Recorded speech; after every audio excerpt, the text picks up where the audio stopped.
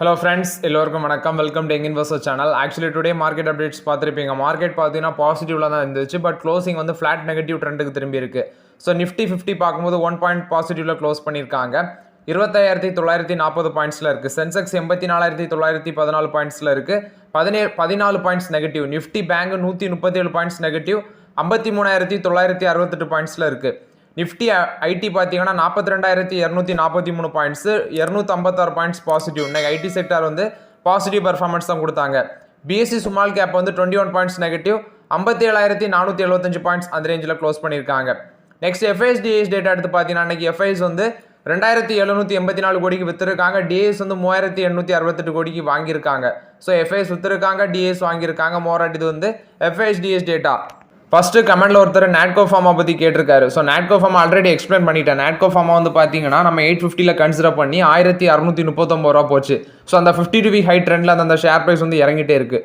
Fundamentally பார்த்தீங்கன்னா Natco pharma ஒரு நல்ல ஸ்டாக் தான், எந்தவித பிரச்சனையும் இல்லை. அது நான் 1,600 தாண்டும் போதே சொன்னேன், அது வந்து அண்டர் வேல்யூடு தான். பட் இந்த ட்ரெண்டில் என்னால் கன்சிடர் பண்ண முடியாது. நான் கன்சிடர் பண்ண லெவல் பார்த்தீங்கன்னா 850, அட்லீஸ்ட் ஒரு 1,200 அந்த ரேஞ்சுக்கு வந்துச்சுன்னா ஸ்லோவாக 1-2 கன்சிடர் பண்ணலான்னு அப்படின்னு நான் சொல்லியிருந்தேன். பட் நாட்கோ ஃபார்மா இப்போ வரைக்கும் பார்த்தீங்கன்னா ஒரு நல்ல ஆப்பர்ச்சுனிட்டி தான். அந்த 52 ஹை ட்ரெண்ட்லேருந்து இறங்குது. பட் அது எந்த அளவுக்கு இறங்கும் அப்படின்னு சொல்லி எக்ஸாக்டாக சொல்ல முடியாது. 1,639 ரூபா லெவல் வந்து பார்த்தீங்கன்னா அந்த ஸ்டாக் ப்ரைஸ் அப்படி டவுன் ட்ரெண்டில் தான் வருது. என்ன கேட்டால் அது எவ்வளோ இறங்குன்னு சொல்ல முடியாது. பட் இந்த ஸ்டாக் வந்து அண்டர் வேல்யூடு தான் ஃபார்மா செக்டரில் மற்ற ஸ்டாக்கை கம்பேர் பண்ணும்போது. ஃபண்டமெண்டலி பெரிய அளவில் நெகட்டிவ் நியூஸ் இல்லை. பட் இறங்குது ஒரு ரேலிக்கு அப்புறம். ஸோ எவ்வளோ இறங்குன்னு சொல்ல முடியாது. 1-2 கன்சிடர் பண்ணலாம். இறங்க வந்து பார்த்தீங்கன்னா அதிகமாட்டு கன்சிடர் பண்ணலாம். பட் வந்து நீங்கள் பல்க் பையிங் பண்ணிவிட்டு அடுத்தது வந்து ஒரு ஷேர் ப்ரைஸ் 200 ரூபா, ஒரு ஷேருக்கு 200 300 இறங்கிட்டு அடுத்தது வந்து நீங்கள் ஃபீல் பண்ணக்கூடாது. அதனால தான் சொல்கிறது, இறங்க ஸ்லோவாக 1-2 கன்சிடர் பண்ணுங்கள். இது மோராட் நாட்கோ ஃபார்மா பொறுத்த வரைக்கும் அப்டேட்டு. நெக்ஸ்ட் பார்த்தீங்கன்னா டாடா மோட்டர்ஸ். ஆக்சுவலி நிறைய டவுட் கேட்குறீங்க. ஸோ டாடா மோட்டர்ஸ் இன்றைக்கி வந்து பார்த்தீங்கன்னா பெரிய அளவில் பெர்ஃபார்மன்ஸில். பட் நான் வந்து ஒரு 960 அந்த ரேஞ்செலாம் வரும்போது கன்சிடர் பண்ணேன். இன்றைக்கி 977 ரூபா இருந்துச்சு. ஒரு ஃப்ளாட் பாசிட்டிவ்ல க்ளோஸ் பண்ணியிருக்காங்க டாடா மோட்டர்ஸ். டாடா மோட்டர்ஸ்லாம் நிறைய பேர் பண்ண தப்பு வந்து பார்த்தீங்கன்னா அந்த ஸ்வாப் ரேஷியோ, அதாவது செப்டம்பர் 1 ரெக்கார்ட் டேட் அனௌன்ஸ் பண்ணாங்க. ஸோ அதுக்கு முன்னாடி ஆகஸ்ட் 31 சம்திங் பார்த்தீங்கன்னா அவங்க ஒரு பிடிஎஃப் வந்து ரிலீஸ் பண்ணியிருக்காங்க. அந்த பிடிஎஃப்ல தான் அந்த டேக்ஸ் டீட்டெயில்ஸு எவ்வளோ வந்து அந்த ஷேர் வந்து பார்த்தீங்கன்னா ரிடக்ஷன் ஆகும், டேக்ஸ் பிடிச்சி போக, டிடிஎஸ் பிடிச்சி போக, டிவிடெண்டுக்கான கேபிட்டல் கெயின்ஸ் பிடிச்சி போக, ப்ளஸ் வந்து ஷார்ட் டேர்ம் கேபிட்டல் கெயின்ஸ் இதெல்லாமே பிடிச்சி போக வந்து பார்த்தீங்கன்னா அந்த பிடிஎஃப் ஒன்று வந்து ரிலீஸ் பண்ணியிருக்காங்க. அது வந்து எக்ஸ்எல்எஸ் அந்த டாக்குமெண்ட்டில் ரிலீஸ் பண்ணியிருக்காங்க, எக்ஸல் சீட் மாதிரி. ஸோ அது நான் இன்றைக்கி ஓப்பன் பண்ணி பார்த்தேன். ஸோ அதில் அவங்க சொல்லியிருக்காங்க, ஒன்று வந்து பார்த்தீங்கன்னா அந்த டிவிடெண்டுக்கான கேபிட்டல் கெயின்ஸ் வந்து கேன்சல் பண்ணி உங்களுக்கு வந்து ஷேர் வந்து கேன்சல் ஆகுது. ஸோ அதனால தான் வந்து பார்த்தீங்கன்னா உங்களுக்கு லெஸ் அமௌண்ட் ஆஃப் ஷேர் வந்துருக்கு. அது மட்டும் இல்லாமல் capital amounts withheld amount of capital gains வந்து ரிடக்ஷன் பண்ணியிருக்காங்க. ஸோ அடுத்தது ஷார்ட் டைம் கேபிட்டல் கெயின், இந்த கேபிட்டல் கெயின் இது short term capital gain tax அதுவும் ரிடக்ஷன் பண்ணியிருக்காங்க. அது வந்து எவ்வளோ பர்சன்டேஜ்னு பார்த்தீங்கன்னா 0.25% வந்து ரிடக்ஷன் பண்ணியிருக்காங்க அந்த ஷார்ட் டைம் கேபிட்டல் கெயின்ஸ். அது வந்து நீங்கள் 7 ஷேருக்கு கீழே வச்சுருந்தீங்கன்னா உங்களுக்கு அந்த short time capital gains tax வந்து கிடையாது. அதுக்கு மேலே வச்சுருந்தீங்கன்னா உண்டுன்னு சொல்கிறீங்க. அடுத்தது என்கிட்ட ஒரு ஷேர் டாடா மோட்டர்ஸ் இருந்துச்சு, அதுவும் போயிடுச்சு. எனக்கு வந்து அந்த அமௌண்ட் கிடைக்குமான்னு சொல்லி கேட்குறீங்க. அது கிடைக்க வாய்ப்புகள் இருக்குன்னு தான் அதிகமாகிட்டு நினைக்கிறேன். ஏன்னா ஒரு ஷேர் 2 ஷேர்லாம் நீங்கள் இப்போ தான் ரீசெண்டாக கன்சிடர் பண்ணியிருக்க சான்சஸ் இருக்குது. ரொம்ப லாங் டைம்லாம் பண்ணியிருக்க மாட்டீங்க. ஸோ அந்த மாதிரிலாம் இருந்துச்சுன்னா எனக்கு தெரிஞ்சு அமௌண்ட் வந்து ரிட்டர்ன் பண்ணிடுவாங்க. ஸோ மோராட் இது வந்து பார்த்தீங்கன்னா டாடா மோட்டர்ஸை பொறுத்த வரைக்கும் அப்டேட்டு. ஒரு கம்பெனி வந்து மெர்ஜரோ ஸ்பிளிட்டோ அனௌன்ஸ் பண்ணுறாங்கன்னா அதை அந்த டீட்டெயில்ஸை வந்து நீங்கள் வந்து ஓப்பன் பண்ணி பாருங்கள். அது வந்து இந்த டாடா மோட்டர்ஸில் வந்து பார்த்தீங்கன்னா இன்வெஸ்டர்ஸ் பண்ண மகா தப்பு இதுதான். நிறைய பேர் அதை க்ளீனாக அந்த பிடிஎஃப் வந்து பார்க்கல. அது பார்க்காம விட்டதுனால தான் நிறைய பேர் இப்படி வந்து டவுட் ஆகுது நிறைய பேருக்கு. ஸோ மோராட் இது வந்து டாடா மோட்டர்ஸை பொறுத்த வரைக்கும் அப்டேட்டு. நெக்ஸ்ட் பார்த்தீங்கன்னா ஓஎன்ஜிசி ஷேர் பற்றி கேட்டிருக்கீங்க. ஸோ ஓஎன்ஜிசி இன்னைக்கு வந்து 299 அந்த ரேஞ்சில் ஒரு பாசிட்டிவ் ட்ரெண்டில் தான் க்ளோஸ் பண்ணியிருக்காங்க. ஓஎன்ஜிசி 2 நாளுக்கு முன்னாடி ஓஎன்ஜிசி விதேஷ் அவங்களோட சப்சிடரி அவங்க வந்து பார்த்தீங்கன்னா ஒரு கேஸ் டீல் வந்து அசர்பைசானில் வந்து சைன் பண்ணாங்க. ஸோ அதை பாசிட்டிவாக எடுத்து பார்த்தீங்கன்னா இந்த ஸ்டாக் ப்ரைஸ் வந்து 45% போகும், மேலே போகும் அப்படின்னு சொல்லி இவங்க மார்கன் ஸ்டான்லி அப்டேட் சொல்கிறாங்க. அதே சமயம் ஹெச்எஸ்பிசி என்ன சொல்கிறாங்கன்னா இந்த ஸ்டாக் வந்து ஒரு 22% வந்து கீழே விழ வாய்ப்புகள் இருக்குது. ஆயில் ப்ரைஸ் கீழே விழுறதுனால இவங்களுக்கு ரெடியூஸ் ரேட்டிங் கொடுக்குறாங்க 22%, 230 ரூபா வரைக்கும் இறங்க வாய்ப்புகள் இருக்குது அப்படின்னு சொல்கிறாங்க. ஓஎன்ஜிசி என்ன கேட்டால் ஒரு 260 அந்த ரேஞ்செலாம் வந்துச்சுன்னா பார்த்தீங்கன்னா எகைன் வந்து ஸ்லோவாக என்ட்ரி கொடுக்கலாம். பட் இப்போதைக்கு அந்த ஷேர் ப்ரைஸ் இறங்கிறதுக்கு வாய்ப்புகள் பிரகாசமாக இருக்குது. ஸோ இப்போதைக்கு அவசரப்பட்டு ஓஎன்ஜிசிலலாம் என்ட்ரி கொடுக்க வேண்டாம். ஒரு 260 270 அந்த ரேஞ்சுக்கு வந்துச்சுன்னா 1-2 ஓஎன்ஜிசியில் கன்சிடர் பண்ணலாங்கிறது என்னோட ஒப்பீனியன். மோராட் இது வந்து ஓஎன்ஜிசியை பொறுத்த வரைக்கும் அப்டேட். லாஸ்ட் 1 இயரில் இந்த ஸ்டாக் வந்து 60% ரிட்டர்ன் கொடுத்துருக்காங்க. அது இந்த 2024 வந்து 40% மேலே இந்த ஓஎன்ஜிசி பார்த்தீங்கன்னா ரிட்டர்ன் கொடுத்துருக்கு. நெக்ஸ்ட் பார்த்தீங்கன்னா கமெண்டில் வந்து ஒருத்தர் கேட்டிருக்காரு, ப்ரோ ஃபியூஷன் மைக்ரோ ஃபினான்ஸ் வந்து ஆவரேஜ் பண்ணி 70 ஷேர் வச்சிருக்கிறேன், லாஸில் தான் இருக்குது, என்ன பண்ணுறது அப்படின்னு சொல்லி கேட்டிருக்காங்க. ஸோ மோராட்டு அந்த ஷேர் வந்து இன்றைக்கி 240 ஆர் சம்திங் அந்த ரேஞ்சுக்கு வந்துருச்சு. இன்றைக்கி மட்டுமே 9% அடிச்சிருக்காங்க அந்த ஷேரை. எக்ஸாக்டாக அன்றைக்கி வந்து பார்த்தீங்கன்னா 250 க்ளோஸ் பண்ணியிருக்காங்க அந்த ஷேரை. ஸோ இந்த ஃபியூஷன் மைக்ரோ ஃபினான்ஸ் தான் நேற்று வந்து அப்டேட் கொடுத்துருந்தாங்க. நாங்கள் வந்து ஒரு 550 crore சம்திங் வந்து ஃபண்ட் ரைஸ் பண்ண போகிறோம். ஏன்னா அவங்களோட பேலன்ஸ் ஷீட்டை வந்து ஸ்ட்ரென்தன் பண்ணுறதுக்கு தான் ஃபண்ட் ரைஸ் பண்ண போகிறோம் அப்படின்னு சொல்கிறாங்க. ஸோ ஆனால் இன்றைக்கி வந்து பார்த்தீங்கன்னா 9% அடிச்சிருக்காங்க. ஆக்சுவலி 52 ஹை வந்து 674 rupees, 674 ரூபாலேருந்து 250 ரூபாய்க்கு இந்த ஷேர் வந்திருக்கு. ஃபண்டமெண்டலி வீக்காக தான் இருக்குது. பட் 70 ஷேர் ஆவரேஜ் பண்ணி வச்சுருக்கேன்னு சொல்கிறீங்க. இது நான் ட்ராக் பண்ணுறது இல்லை. ஸோ இதில் வந்து பார்த்தீங்கன்னா நீங்கள் தான் டெசிஷன் எடுக்கணும். ஏன்னா அந்த ஷேர் ப்ரைஸ் மேலே போகுமா இல்லை நீங்கள் எந்த ரேஞ்சில் கன்சிடர் பண்ணி எவ்வளோ லாஸில் இருக்கீங்கன்னு தெரியல. அது வந்து நீங்கள் தான் டிசிஷன் எடுக்கணும். ஏன்னா ஷேர் ப்ரைஸ் ஒருவேளை இவங்க வந்து சில டிசிஷன்னால மேலே போகும் வாய்ப்பு இருக்குது நியூஸ் பேஸில். ஸோ அது வந்து நீங்கள் தான் டிசிஷன் எடுக்கணும். ஏன்னா ஷேர் ப்ரைஸ் மேலே போன பிறகு விற்க இருக்கிறீங்களா இல்லை வந்து இந்த ட்ரெண்ட்லேயே விற்க இருக்கிறீங்களான்ட்டு நீங்கள் தான் முடிவு எடுக்கணும். ஆக்சுவலி அந்த ஸ்டாக் வந்து பார்த்தீங்கன்னா லாங் ட்ரெண்ட்லலாம் ட்ராக் பண்ணதே இல்லை. நெக்ஸ்ட் பார்த்தீங்கன்னா இன்றைக்கி இந்த ஐஎக்ஸ் ஷேர் ப்ரைஸை போட்டு பொழந்து கட்டியிருந்தாங்க இந்தியன் எனர்ஜி எக்ஸ்சேஞ்ச். அதில் ரீசன் பார்க்கும்போது இன்றைக்கி மட்டுமே 12% காலி. ஸோ 27 ரூபா அந்த ரேஞ்சு இன்னைக்கு மட்டுமே இறங்கியிருக்கு. 211 ரூபாவில் க்ளோஸ் பண்ணியிருந்தாங்க. ஸோ இப்போதைக்கு ஐஎக்ஸ் ஷேர்லாம் வேடிக்கை பார்க்கலாம். பவர் செக்டாரில் இந்த ஸ்டாக் அன்னைக்கு போட்டு பொழந்து கட்டினதுக்கான காரணங்கள் பார்த்தீங்கன்னா சென்ட்ரல் கவர்மெண்ட் வந்து ஃபினான்ஷியல் 25 இந்த மார்க்கெட் கப்ளிங், இந்த பவர் எக்ஸ்சேஞ்சுக்கான மார்க்கெட் கப்ளிங்கை வந்து இம்ப்ளிமெண்ட் பண்ண வாய்ப்புகள் இருக்குன்னு சொல்கிறாங்க. அந்த மார்க்கெட் கப்ளிங் மாடல்னா buy bids and sell bids from all power exchanges in India. அது வந்து பார்த்தீங்கன்னா ஒரே ப்ரைஸ், அதாவது யூனிஃபார்ம் மார்க்கெட்டிங் கிளியர் ப்ரைஸ் அப்படி வந்து கொண்டு வர்றாங்க. ஸோ அதை தான் வந்து மார்க்கெட் கப்ளிங் அப்படின்னு சொல்கிறாங்க.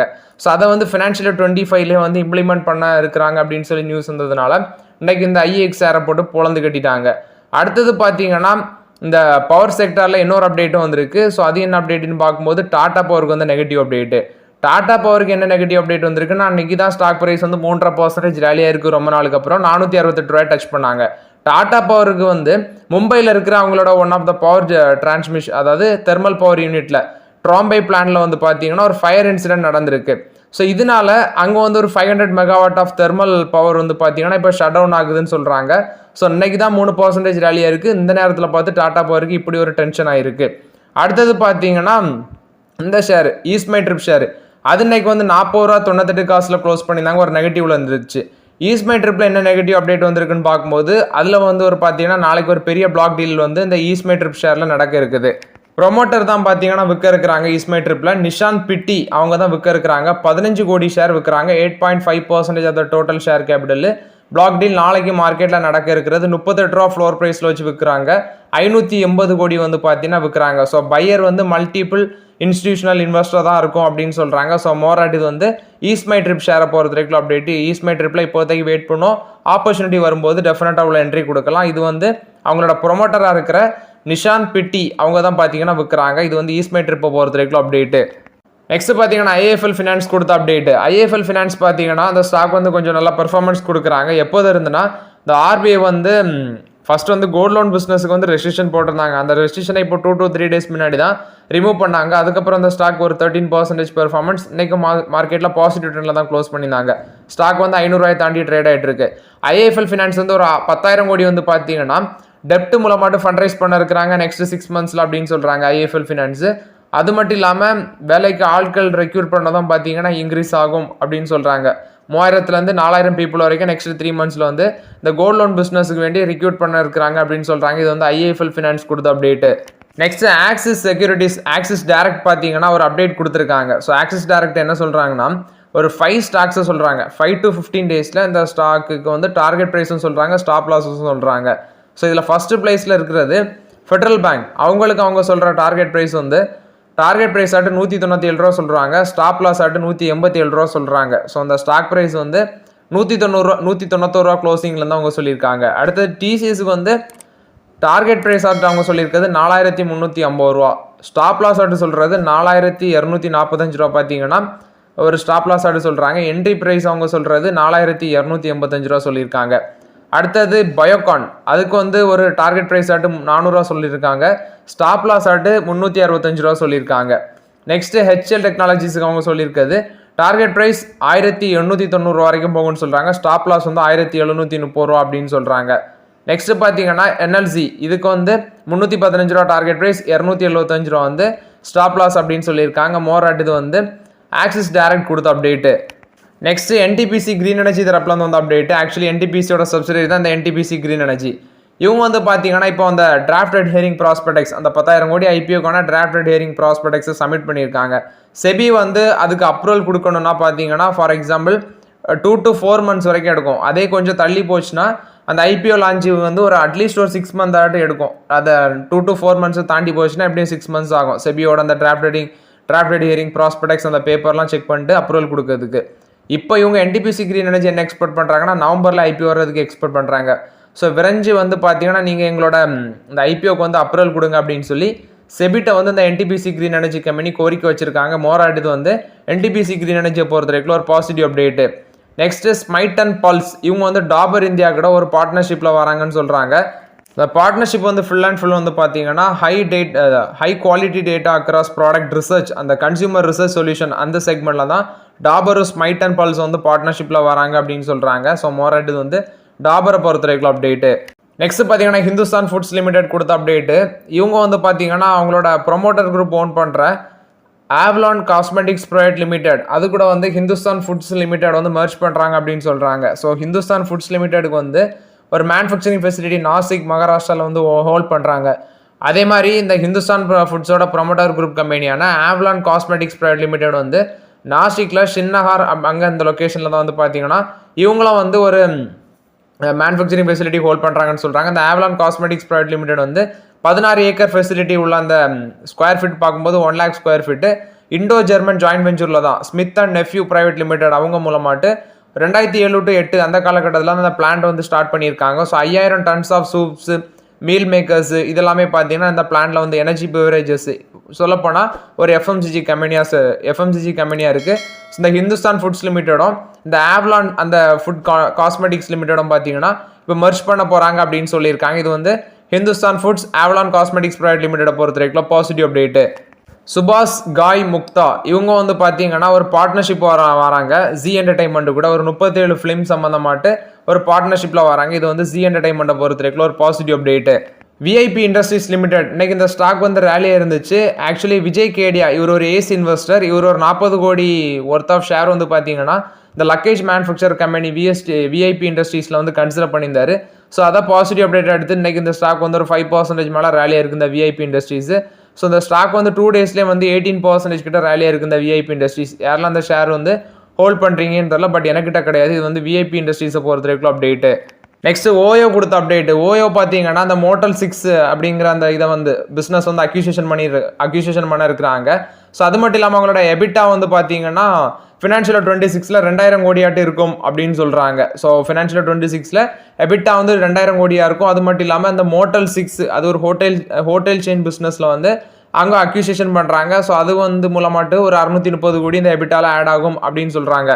அடுத்தது ஐபிஓ வர இருக்கிறாங்க அப்படின்னு சொல்கிறாங்க. அவங்களோட எக்ஸிஸ்டிங் லோனாக இருக்கிற டேம் லோன் பி வந்து ஒரு $450 million வந்து லோன் இருக்குது, அதை ரீஃபினான்ஸ் பண்ணிவிட்டு ஐபிஓ வர இருக்கிறாங்கன்னு சொல்கிறாங்க. சாட்டர்டே தான் அனௌன்ஸ்மெண்ட் கொடுத்துருந்தாங்க. மோட்டல் 6 அண்ட் ஸ்டுடியோ 6 பிராண்டை வந்து பார்த்தீங்கன்னா பிளாக்ஸ்டோன் ரியல் எஸ்டேட் வந்து ஒரு $525 million வந்து கேஷ் டிரான்சாக்ஷன் மூலமாட்ட அக்யூசியேஷன் பண்ணணும்னு சொல்லி ஓயோ அப்டேட் கொடுத்துருந்தாங்க.